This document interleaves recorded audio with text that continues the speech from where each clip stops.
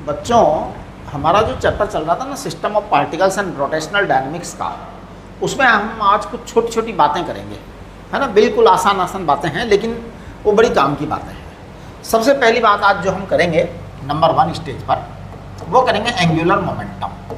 ठीक है, देखो हमने जो कल एक टेबल बनाई थी बहुत बड़ी सी, है ना, उसमें ये भी एक टर्म था एंगुलर मोमेंटम। देखो क्या है कि जो आपका लीनियर मोमेंटम था, लीनियर मोमेंटम क्या था? लीनियर मोमेंटम ये था आपका p वेक्टर बराबर m इंटू वी वेक्टर, ये आपका था, करेक्ट। एंगुलर मोमेंटम क्या होता है कि ये जो लीनियर मोमेंटम होता है इसी का एंगुलर मोमेंट होता है और कुछ नहीं होता। मतलब लीनियर मोमेंटम का मोमेंट ले लेते हैं। कैसे ले लेते हैं? जैसे मान लो कि यहाँ पर एक कोई पॉइंट है और इसके चारों तरफ मान लो कोई सर्कुलर मोशन हो रही है। अब अगर ये पॉइंट है, इसके चारों तरफ सर्कुलर मोशन हो रही है और यहाँ पर मान लीजिए इसकी वेलोसिटी ऐसे है, तो ये आपका हो गया एम वी वैक्टर। ओके, अब इस एम वी वैक्टर का अगर हम इस पॉइंट के अबाउट मोमेंट ले लेते हैं, मोमेंट क्या होता है? इसको पोजीशन वेक्टर से क्रॉस मल्टीप्लाई कर देते हैं, तो फिर वो एंगुलर मोमेंटम बन जाएगा, है ना। इसी तरीके से फोर्स का भी मोमेंट लेंगे तो वो टॉर्क बन जाएगा। तो वो बात भी हम करेंगे। तो फिलहाल मैं कह रहा हूँ एंगुलर मोमेंटम की सिंपल डेफिनेशन है r cross p. R cross p को हम बोलेंगे r vector cross m we vector, ठीक है ना। देखिए एल वेक्टर को हम क्या क्या बोल सकते हैं? एल वेक्टर को हम बोल सकते हैं r cross m, we vector को हम ओमेगा क्रॉस आर भी बोल सकते हैं, राइट। अगर हम ये सब के बीच में 90 डिग्री का एंगल मान लें कि भाई आर और पी के बीच 90 डिग्री का एंगल है, तो देखिए हम एल वेक्टर का अगर मैग्नीट्यूड लेना चाहते हैं, अगर मैग्नीट्यूड लेना चाहते हैं तो मैं कहूँगा आर पी साइन थीटा। तो एल वेक्टर का मैग्नीट्यूड को मैं केवल एल लिख देता हूँ, है ना। इसको मैं कह दूंगा आर पी साइन थीटा। अगर मान लो थीटा 90 डिग्री होता, जो कि हर सर्कुलर मोशन में होता ही होता है, आर में और इसमें 90 डिग्री होता है, क्योंकि v इज ऑलवेज टेंजेंशियल और टेंजेंट और रेडियल लाइन में हमेशा 90 डिग्री का एंगल होता है, राइट। तो सर्कुलर मोशन में तो होता ही है, सर्कुलर मोशन न हो तो फिर नहीं होगा। ध्यान दीजिए ये वाली बात कि थीटा बराबर 90 degree only for circular motion होगा, है ना। हाँ, तो theta equal to 90 degree only for circular motion. Other motion के लिए गारंटी नहीं है। तो आप देखिए सर्कुलर मोशन के लिए हम कह देंगे L बराबर आर पी। अब ये जो L बराबर आर पी बोला है क्योंकि साइन 90 हो जाएगा, साइन 91 होता है, तो आर पी जो है ये तब होगा जब सर्कुलर मोशन हो, अदरवाइज नहीं, है ना। हाँ, तो सर्कुलर मोशन के केस में ऐसा होगा। अगर मान लो सर्कुलर मोशन न हो, कोई और तरह की मोशन हो, कोई कर्वीलिनियर मोशन हो, तो फिर आप आर क्रॉस पी लगाएं फंडामेंटल, और आर पी साइन थीटा भी आएगा ही आएगा, है ना। अब देखिए अगर हम सर्कुलर मोशन मान लेते हैं तो आर पी है आपका एम वी, और फिर हम इसको बोल देंगे आर एम, वी को बोल देंगे ओमेगा आर, तो आपका ये आ जाएगा एम आर स्क्वायर ओमेगा। इस एम आर स्क्वायर को ही कल हमने आई बोला था, ठीक है। चलिए ये हमने आपको मतलब एंगुलर मोमेंटम के बारे में बता दिया। अब मैं इस एंगुलर मोमेंटम के एक दो एग्जांपल्स ले लेता हूँ, ठीक है, जिससे आपको थोड़ा समझ में आएगा। जैसे एंगुलर मोमेंटम के लिए कोई ज़रूरी नहीं है कि बॉडी घूमे ही घूमे, बिना घूमे भी एंगुलर मोमेंटम हो सकता है किसी दूसरे पॉइंट के अबाउट। हाँ जी, एंगुलर मोमेंटम के लिए किसी बॉडी का घूमना जरूरी नहीं है। सीधी सीधी चल रही हो, सीधे सीधे स्ट्रेट लाइन पर चल रही हो, तो भी एंगुलर मोमेंटम हो सकता है। आपने कभी देखा इस बात को, चेक किया? देखो ट्रेन में जाते हो आप तो क्या होता है, दूर जो पेड़ होते हैं वो आपको घूमते हुए नजर आएंगे। तो ये बहुत कॉमन ऑब्जर्वेशन है। अगर आपने कभी ट्रेन में मोशन की हो तो आपको दूर वाले पेड़ जो है वो ऐसे आएंगे जैसे घूम रहे हों, वो नजर आएंगे, थोड़ा सा लगेगा आपको। तो वही एक्चुअल में एंगुलर मोशन है। तो देखिए मैं एक एग्जांपल लेता हूं आपके लिए, एक मिनट। मान लीजिए ये एक्स वाई प्लेन है, ये एक्स एक्सिस है और ये वाई एक्सिस है। कोई पार्टिकल है जो यहां से स्टार्ट हुआ है t इक्वल टू 0 पर, m पार्टिकल, और इधर जा रहा है एकदम स्ट्रेट एम यू या एम वी मान लो, एम वी मान लो, इसको आई कैप बोलेंगे बेटा, इसको क्या बोलेंगे, I cap, M we I cap. ये जो हाइट है इसको हम y बोल देते हैं, इसको हम y बोल देते हैं। t इक्वल टू 0 से यहाँ चला था, t इक्वल टू 0 से यहाँ से चला था, तो सोचिए कि किसी टाइम पर कहाँ आ जाएगा, कहाँ आ जाएगा। तो देखो इनिशियल कोऑर्डिनेट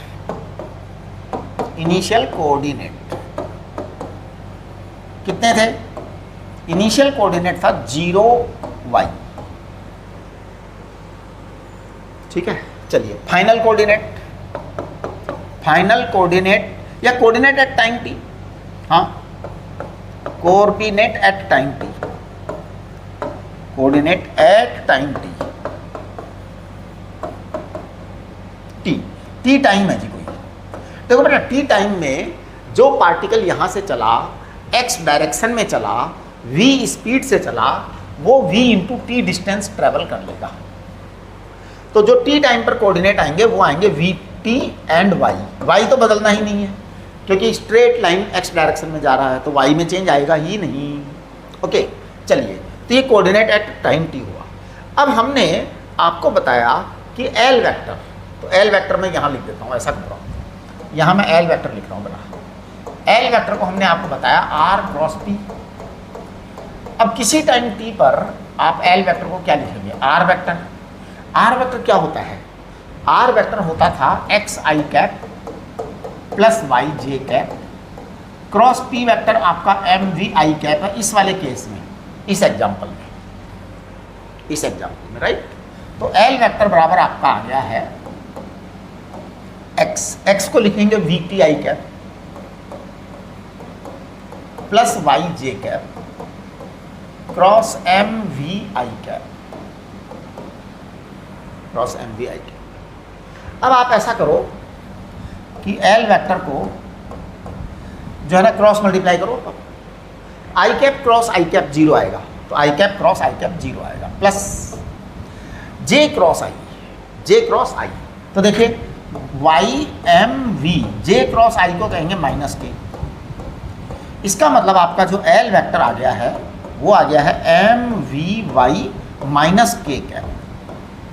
अब देखिए इसमें टाइम आपको कहीं दिखाई दे रहा है क्या, इस फंक्शन में आपको टाइम कहीं दिखाई नहीं दे रहा, तो एल वेक्टर का जो मैग्नीट्यूड है वो आपका एम वी वाई है, राइट। और अगर वेक्टर है तो वो ये है, ये दोनों ही कांस्टेंट हैं क्योंकि आपको टाइम कहीं नज़र नहीं आ रहा, टाइम कहीं नज़र नहीं आ रहा है, टाइम कहीं नज़र नहीं आ रहा है, तो दोनों ही कांस्टेंट हैं, बदल ही नहीं रहे। एम वी इंटू वाई, ये वी इंटू वाई है बेटा, थोड़ा अच्छी तरह लिख दो, एम वी वाई, ठीक है। ओके अब देखिए मैं आपको एक बार तेज स्पीड से रिविजिट करा रहा हूँ। हमने शुरुआत की एंगुलर मोमेंटम से, एंगुलर मोमेंटम सबसे पहले मैंने कहा लीनियर मोमेंटम ये होता है, सब बच्चे जानते हैं। एंगुलर मोमेंटम होता है आर क्रॉस पी, है ना। वो एक्चुअल में कुछ नहीं है, लीनियर मोमेंटम का मोमेंट है सेंटर के अबाउट, जो भी मोशन हो रही है उसके अबाउट। तो आपका ये आया आर क्रॉस पी आया, पी को हमने एम वी लिख दिया, एम वी, वी को ओमेगा क्रॉस आर लिख दिया। अब हमने एल को आर पी लिख दिया। अगर साइन थीटा 1 हो, साइन थीटा 1 कब होगा, जब थीटा 90 डिग्री होगा। थीटा 90 डिग्री कब होगा, जब सर्कुलर मोशन होगी। जब तक सर्कुलर मोशन नहीं होगी थीटा हमेशा 90 डिग्री नहीं होगा, राइट। हाँ जी, तो थीटा 90 डिग्री तो आर पी, तो इसका मतलब ये आर एम वी, तो ये आई ओमेगा। आप ध्यान दीजिए सर्कुलर मोशन में तो थीटा 90 डिग्री होना मस्ट है। जैसे मान लो कोई इलिप्टिकल मोशन है तो थीटा हमेशा 90 डिग्री नहीं होगा, कुछ पर्टिकुलर पॉइंट्स पर 90 डिग्री होता है। जैसे इलिप्टिकल मोशन की बात अगर हम करते हैं, देखो जैसे ये इलिप्स था हमारा, अब इलिप्स में जैसे मान लो यहाँ पर कुछ था, सन था और यहाँ पे अर्थ थी। अब देखिए अर्थ का सन के साथ में जो लाइन है ना, उसको जोड़ने पर यहाँ 90 डिग्री का एंगल बनेगा, राइट। यहाँ भी 90 डिग्री का एंगल बनेगा। लेकिन बस यही बनेगा। अगर अर्थ यहाँ है, अब आप सन और अर्थ को जोड़ो और वेलोसिटी मान लो इधर है, तो भैया अब ये एंगल 90 डिग्री नहीं है, यानी इलिप्स पे 90 डिग्री होना जरूरी नहीं है। अर्थ ऐसी चल रही है, यहाँ जोड़ दिया आपने तो 90 डिग्री नहीं है, यानी ये केवल दो ऐसे पॉइंट हैं इलिप्स के अंदर जहाँ 90 डिग्री का एंगल बनेगा आर क्रॉस पी में, बाकी नहीं बनेगा, सब जगह 90 डिग्री का एंगल नहीं बनेगा। तो फिर वहाँ क्या करेंगे हम, वहाँ हम कुछ नहीं करेंगे, आर पी साइन थीटा लगाएंगे बाकायदा नियम से। इसमें क्या बात है, चिंता क्या बात है, फॉर्मूला फंडामेंटली फॉर्मूला तो वो है ही हमारे पास आर क्रॉस पी। चलिए मैं आपको एक सवाल देता हूँ, ये क्वेश्चन आपने देख लिया कि यहाँ हमने स्ट्रेट लाइन में इसको चलाया था एक्स एक्सिस के पैरेलल और ये आपकी वेलोसिटी आई थी। अब मैं आपको एक सवाल दे रहा हूँ जो आप करेंगे, मैं नहीं करूँगा, आपको मैं करवा दूंगा फिर जूम सेशन में। तो देखिए सवाल क्या है, सवाल ये है कि ये वाई एक्सिस है और ये एक्स एक्सिस है, ठीक है। यहां से एक पार्टिकल जा रहा है, इसकी वेलोसिटी है v और v जो है वो है आपका v x i cap plus v y j cap, ये है बेटा। इनिशियल इसका जो कोऑर्डिनेट है y है, इनिशियल कोऑर्डिनेट y है, मतलब 0 y है, ये y हाइट है। तो इनिशियल कोऑर्डिनेट, इनिशियल पोजीशन है ना, initial position coordinate, initial position coordinate कितना है 0 y, right. Position coordinate after t time है ना, position coordinate after time t, after time t, after time. तो पोजीशन कोऑर्डिनेट जो है ना आफ्टर टाइम t, वो क्या है, after time t position coordinate आएंगे आपके, बताओ क्या आएंगे, वी एक्स इंटू टी आएगा, comma y plus v y t. ये बड़ी इंपॉर्टेंट बात है, बहुत ही जोरदार बात है। देखो बेटा, यहाँ आपका t बराबर 0 था, मान लो कोई आपका टाइम यहाँ आ गया t, इस टाइम पे कोऑर्डिनेट क्या आएंगे, इस टाइम पे कोऑर्डिनेट ये आएंगे, देखना v x into t comma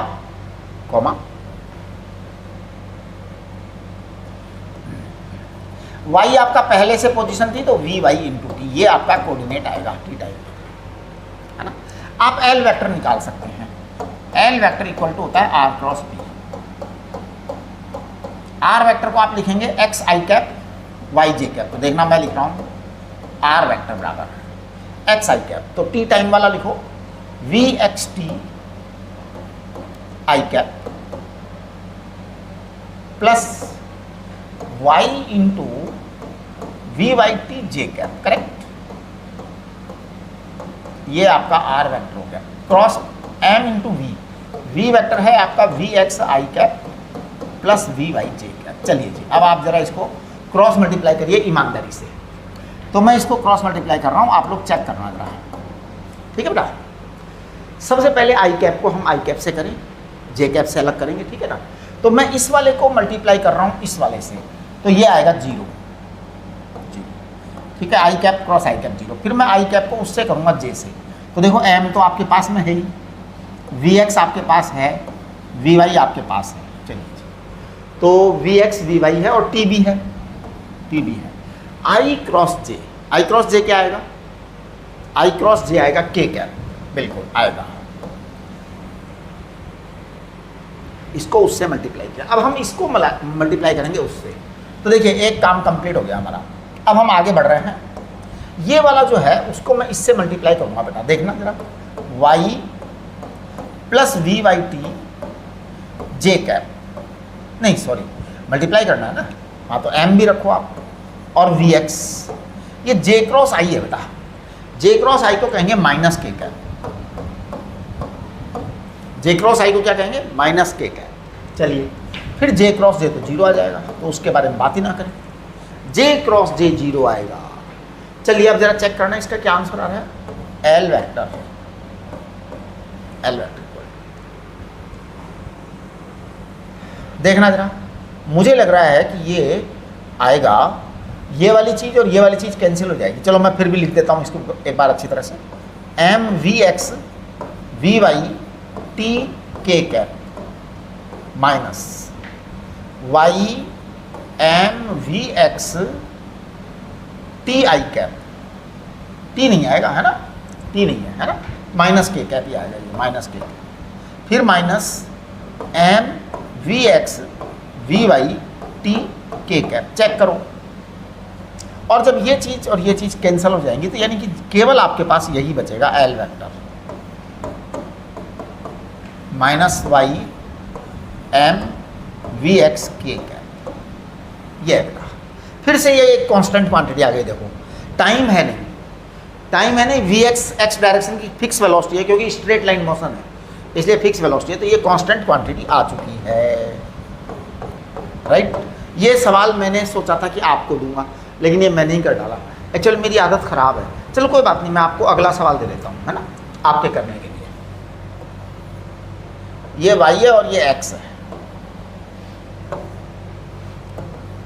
अब देखिए आपका पार्टिकल स्टार्ट में यहाँ था और अब ये ऐसे जा रहा है, इसकी वेलोसिटी है v वेक्टर बराबर v x i cap plus v y j cap, ठीक है।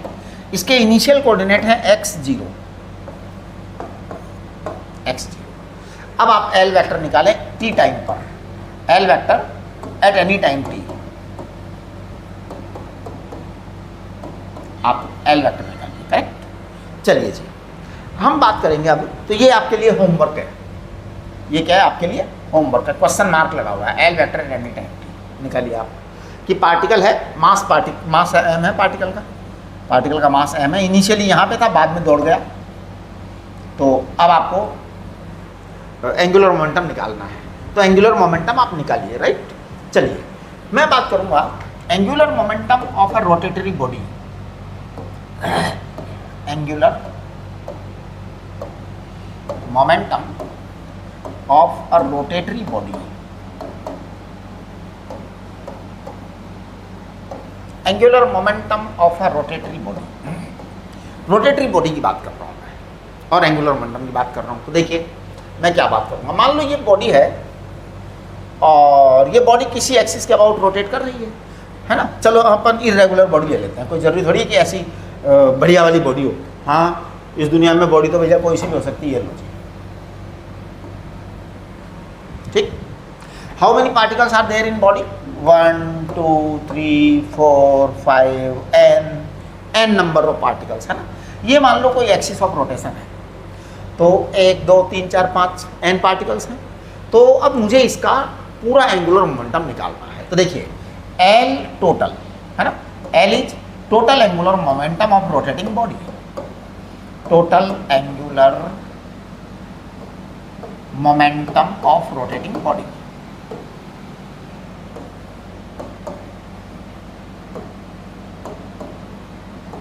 ठीक है ना बेटा।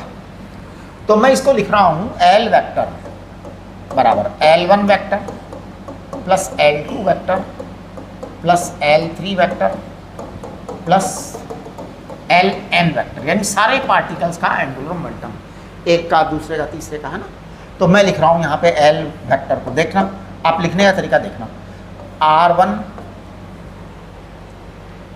R1 vector cross M V1 vector plus R2 vector cross M1 V1 M2 V2 लिख दो, है ना, plus Rn vector plus Rn vector cross Mn Vn vector लिख दीजिए, ओके। अच्छा अब आपको मैंने बताया कि जब भी कोई रोटेटरी मोशन होती है तो सर्कुलर मोशंस होती हैं, रोटेटरी मोशन होती है तो सर्कुलर मोशन होती है। अब सर्कुलर मोशन में हमेशा थीटा 90 डिग्री होता है, अभी थोड़ी देर पहले बताया था, इसका मतलब ये हुआ कि ये सारे जितने भी एंगल बनेंगे ना सब 90 डिग्री बनेंगे। तो देखो L वेक्टर का मैग्नीट्यूड लिख रहा हूँ, या चलो L वेक्टर लिख दो एक बार और, है ना। इसको चलो मैग्नीट्यूड लिखो आप, है ना, क्योंकि कितनी देर लिखोगे आप एल वेक्टर, क्योंकि अल्टीमेट मैग्नीट्यूड लिखना है हमारे को। देखिए एल का मैग्नीट्यूड, एल वेक्टर का मैग्नीट्यूड बड़े आराम से आएगा। क्या लिखूंगा मैं लिखूंगा R1 M1 V1 sine 90 degree, क्योंकि सर्कुलर मोशंस हैं, है ना, तो सर्कुलर मोशंस के लिए थीटा इज ऑलवेज 90 डिग्री। तो आप लिखेंगे यहाँ पे plus R2 M2 V2 sine 90 degree plus RN MN VN sine 90 degree. अब आप यहाँ पर ब्रैकेट में ऐसा लिख सकते हो कि भाई for circular motions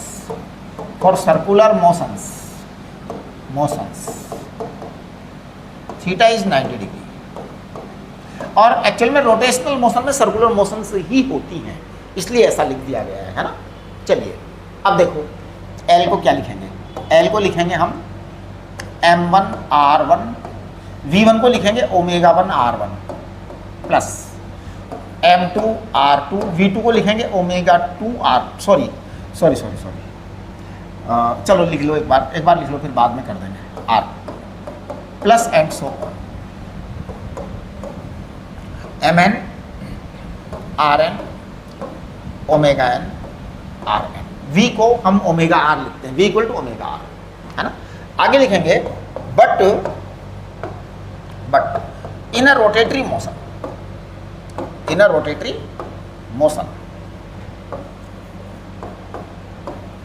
angular velocity of all particles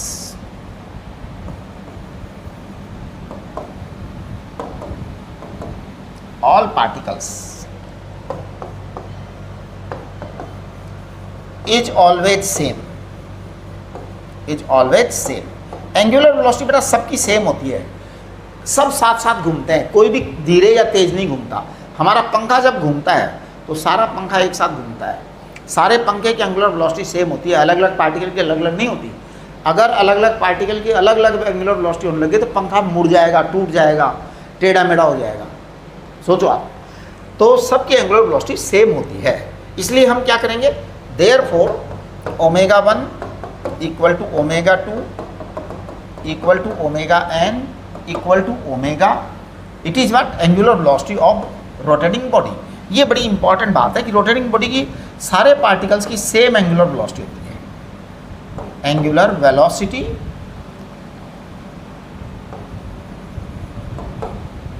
of rotating body, ये बहुत ही इंपॉर्टेंट बात है। Angular velocity of rotating body, ये ओमेगा 1 बराबर ओमेगा 2 बराबर ओमेगा आ गया। अब जब आप इसको चेक करेंगे तो L बराबर क्या आएगा, सोचो, M1 R1 square omega plus M2 R2 square omega plus MN RN square omega. हम कहेंगे L को कॉमन ले लो ओमेगा को, तो आप लिखेंगे यहाँ M1 R1 square plus M2 R2 square plus MN RN square, इसको ओमेगा कहेंगे, है ना। इसको हम कहते हैं L बराबर सिग्मा MR स्क्वायर, और इसको ओमेगा कह देते हैं। बेटा ये सिग्मा MR स्क्वायर को हम कहते हैं मोमेंट ऑफ इनर्शिया। तो L equal to I omega, I is what, I is sigma MR square. It is called as moment of inertia of rotating body, moment of inertia of rotating body. यानी हमने कुछ खास दमदार बात नहीं करी है, सिंपल किए कि भैया सारे पार्टिकल्स का जो है ना वो निकाल दिया, एंगुलर मोमेंटम सबको जोड़ दिया, थीटा 90 डिग्री आना था इसलिए वो आ गया ऐसा, है ना। अच्छा, अब अगर हम इसको वेक्टर फॉर्म में लिखना चाहते हैं तो आप लिख सकते हैं, है ना। वेक्टर फॉर्म में आप लिख देंगे L vector equal to I omega vector. I is moment of inertia, it is scalar quantity, I is moment of inertia, inertia scalar quantity होती है भैया, है ना, हाँ स्केलर क्वांटिटी, इसको टेंसर भी कहते हैं। वो क्या होता है वो मैं आपको बताऊंगा थोड़ी, मतलब 2-3 दिन बाद बताऊंगा, है ना। Scalar quantity also called as tensor, also called as tensor. अब सवाल ये उठता है कि टेंसर क्या भला है, ये आपको हम समझाएंगे 2-3 दिन के अंदर। 2-3 दिन बाद टेंसर को एक्सप्लेन करेंगे बहुत अच्छी तरह से, मतलब 2-3 लेक्चर के बाद में, ठीक है। तो मोमेंट ऑफ इनर्शिया एक स्केलर क्वांटिटी है, उसकी कोई डायरेक्शन वगैरह नहीं होती है, ओमेगा वेक्टर की डायरेक्शन होती है। तो L vector and omega vector have same direction, have same direction, ये बात है। तो एल वेक्टर ओमेगा वेक्टर की सेम डायरेक्शन होती है, राइट। चलिए अब हम बात करेंगे टॉर्क के बारे में, है ना। कुछ नहीं, टॉर्क भी बिल्कुल वही है, टॉर्क भी बिल्कुल वही है, जैसा एल था वैसा ही टॉर्क है कि अगर कहीं कोई फोर्स लग रहा है तो उसका मोमेंट ले लो, बस खत्म, आर क्रॉस एफ है जी, है ना। अब इसका अगर आपने मैग्नीट्यूड लेना है तो आप लिख सकते हैं R F sine theta. Theta is what, angle between R and F, theta is what, angle between R and F.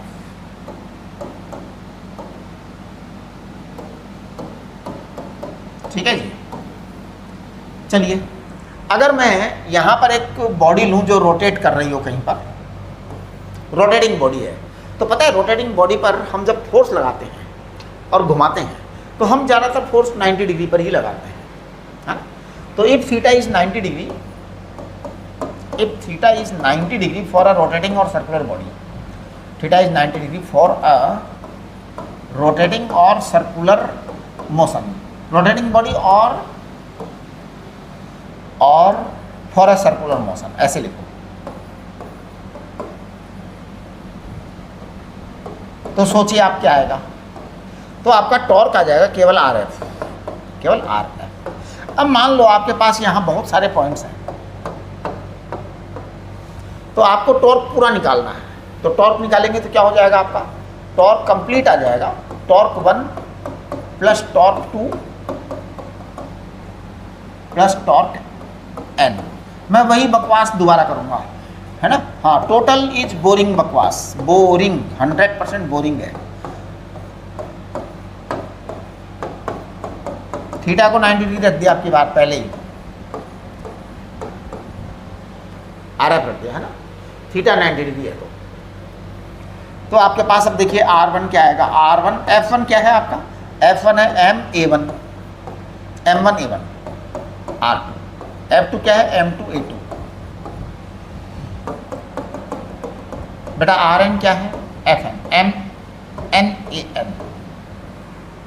अब देखो आपके पास R1 आ गया, M1 आ गया, इसको लिखिए अल्फा R1 प्लस R2 आ गया, M2 आ गया, इसको लिखिए आप अल्फा R2, है ना, Rn आ गया, और आपके पास Mn आ गया, इसको लिखिए अल्फा Rn।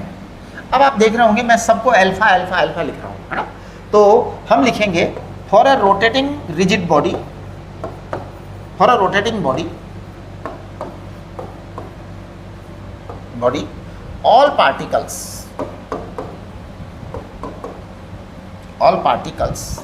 rotate with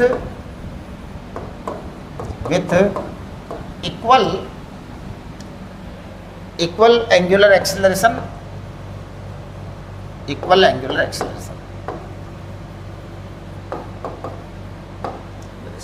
आप यहाँ एक चीज नोट करके लिख सकते हो कि actually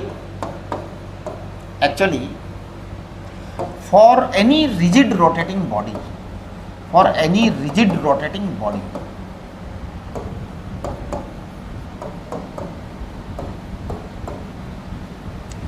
omega and omega is same for all particles, omega is same for all particles, and alpha is also same for all particles। यानी अलग अलग अल्फा नहीं होती है, क्योंकि अगर अल्फा अलग अलग होगी तो फिर ओमेगा भी अलग अलग हो जाएगा। थोड़ा समझिए, तो सारे पार्टिकल्स का ओमेगा सेम होता है, सारे पार्टिकल्स का अल्फा सेम होता है। इसका मतलब ये नहीं है ओमेगा और अल्फा सेम होता है, ध्यान दीजिए। ओमेगा और अल्फा तो अलग अलग हो सकता है, लेकिन सारे पार्टिकल्स का ओमेगा सेम होगा, सारे पार्टिकल्स का अल्फा सेम होगा। चलिए, तो आप यहां से जो है ना इस टॉर्क को लिख सकते हैं, फिर ये टॉर्क जो है इसको यहां से लिख सकते हैं, hence torque equal to m1r1 square alpha plus m2r2 square alpha plus mn/rn square alpha. ये देखो, तो ये आपका आई आ गया है ना। टॉर्क को आप कॉमन ले लो, तो ये आ जाएगा m1r1 स्क्वायर कॉमन, नहीं इसको बस अब सिग्मा ही लिखो सीधा, है ना। हाँ, बराबर आप यहाँ पे ले लीजिए सिग्मा mr स्क्वायर, सिग्मा माने सबका टोटल, है ना, इंटू अल्फा। इसको आई अल्फा कहते हैं बेटा, यानी कि मोमेंट ऑफ इनर्शिया हो गया, ये मोमेंट ऑफ इनर्शिया हो गया। आई इज मोमेंट ऑफ इनर्शिया, है ना। हाँ, अब देखिए टॉर्क को अगर हम वेक्टर लगा के लिखेंगे तो मैं लिखूंगा torque vector equal to I alpha vector, I alpha vector. मैं कुछ बातें और बताना चाहता हूँ आपको, बता दूं क्या? देखो, हमने आपको बताया था F equal to force, force equal to मैंने बताया था dp अपॉन dt, बताया था ना। आज मैं आपको बता रहा हूं torque vector equal to dl upon dt, बिल्कुल उसी की तरह। यहां पर मैं टॉर्क को लिख रहा हूं d अपॉन dt। देखो L वेक्टर को मैं लिखूंगा I ओमेगा वेक्टर, आपको बता दिया अभी थोड़ी देर पहले बताया था। ओके, आप I को बाहर निकाल दीजिए, क्योंकि I स्केलर क्वांटिटी है, कांस्टेंट है एक बॉडी के लिए, है ना। तो हम लिख देंगे d omega vector upon dt, तो ये I अल्फा हो गया। उस बॉडी के लिए कांस्टेंट है, उस एक्सिस के लिए, उस पर्टिकुलर मोमेंट पर, बाकी तो अलग अलग हो सकती है, वो हम बाद में बात करेंगे। I, तो ये I अल्फा वेक्टर आ गया, यानी कि आप टॉर्क को लिख सकते हैं I अल्फा वेक्टर। देखो ये बिल्कुल उसी तरह से है जैसे हम फोर्स को लिखते थे ना, फोर्स को क्या लिखते थे? ma वेक्टर लिखते थे। जब फोर्स को ma वेक्टर लिखते थे, टॉर्क को I अल्फा वेक्टर लिख दिया, कोई अंतर नहीं है, सब कुछ वैसा का वैसा है। चलिए, अब हम आगे एक छोटी सी टर्म की ओर बात करना चाहेंगे, rotational kinetic energy. Rotational kinetic energy, देखो बेटे, अगर मान लो मैं एक रोटेटरी बॉडी की बात करूं कि suppose this is any body and this body is rotating. अब ये बॉडी रोटेट कर रही है, ये मान लो बहुत सारे पार्टिकल्स हैं, घूम रही है बॉडी, रोटेट कर रहे हैं बहुत सारे पार्टिकल्स, है ना। तो देखिए काइनेटिक एनर्जी कितनी आएगी, total kinetic energy, total kinetic energy. Total kinetic energy को मैं लिखूंगा kinetic energy of first particle plus kinetic energy of second particle plus kinetic energy of nth particle, n particles है। तो देखो टोटल काइनेटिक एनर्जी लिख रहा हूं मैं, लिख रहा हूं, आप लोग चेक करना। Half m1v1 square plus half m2v2 square half mn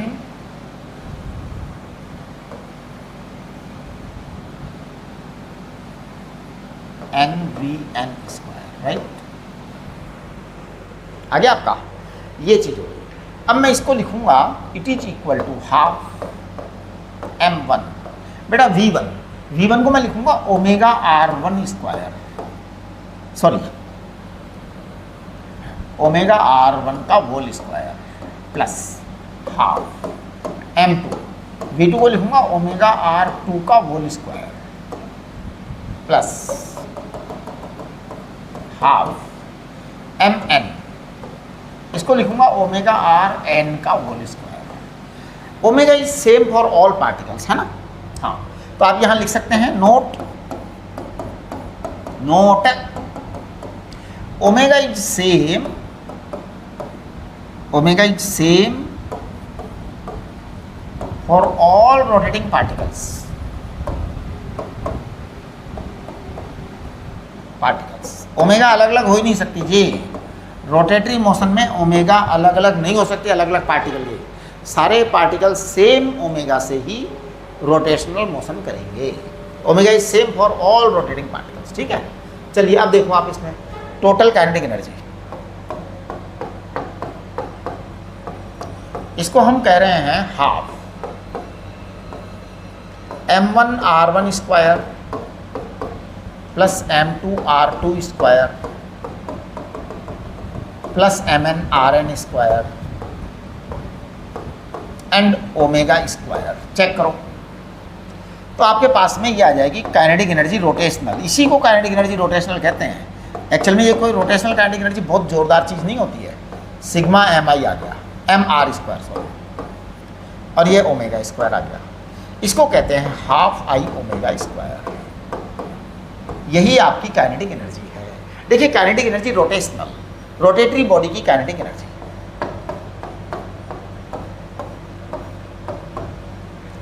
ये आपका आया हाफ आई ओमेगा स्क्वायर, है ना। ओमेगा स्क्वायर को पता है, ओमेगा स्क्वायर को तो मैं ओमेगा इंटू ओमेगा लिख सकता हूँ, तो ये आ जाएगा हाफ आई ओमेगा को एल लिख सकते हैं, L omega. L is angular momentum, है ना।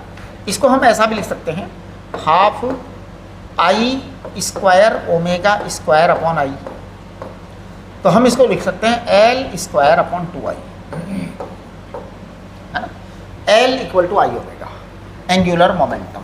ये आपकी काइनेटिक एनर्जी आ गई। आप देख रहे होंगे शुरू से लेकर के लास्ट तक कि जो बिहेवियर मास का है वही बिहेवियर मोमेंट ऑफ इनर्शिया का है। देखो अगर हम शुरू से चेक करें, यहाँ से ये आपका बेटा आई एल आया, है ना। आप देखो ये एल वेक्टर आया, हमारा पी वेक्टर क्या था, पी वेक्टर था M we vector, momentum linear momentum, ये था मास इनटू वेलोसिटी, ये है एंगुलर मोमेंटम, ये है moment of inertia into angular velocity, है ना। इसी तरह देखो वहाँ पर टॉर्क में भी ऐसा ही हुआ, मास एक्सेलरेशन, मास ये मोमेंट ऑफ इनर्शिया अल्फा, यानी मास को हमने मोमेंट ऑफ इनर्शिया से रिप्लेस कर दिया और कुछ नहीं तीर मारा है, कोई जोरदार तीर नहीं मारा है। यहाँ भी देखो आपकी काइनेटिक एनर्जी जो वो वाली थी ना, वो क्या थी, जनरल वाली काइनेटिक एनर्जी, लीनियर वाली हाफ एम वी स्क्वायर थी। देखो आप half I omega square, half I omega square वहाँ लिख दी होगी ऊपर, यहाँ लिख दो चलो अगर नाराज हो रहा होता है, ठीक है। एम की जगह आई, वी की जगह ओमेगा स्क्वायर, बाकी सब वही है ना। आपने पी स्क्वायर अपॉन 2m लिखा था, यहाँ पे एल स्क्वायर अपॉन 2i आ गया। आपने हाफ पी वी भी लिखा था, यहाँ पे हाफ एल ओमेगा आ गया। यानी कुछ नहीं है, मस्ती है, टोटल ऑन मस्ती है, ठीक है। और बस आज मुझे इतनी बातें करनी है। कल का जो अगला लेक्चर आएगा उसमें हम बात करेंगे रिजिड बॉडी कॉन्स्टेंट्स, और रिजिड बॉडी कॉन्स्टेंट्स के बाद में मोमेंट ऑफ इनर्शिया पढ़ेंगे, ठीक है। चलिए आज की नमस्ते कर लेते हैं।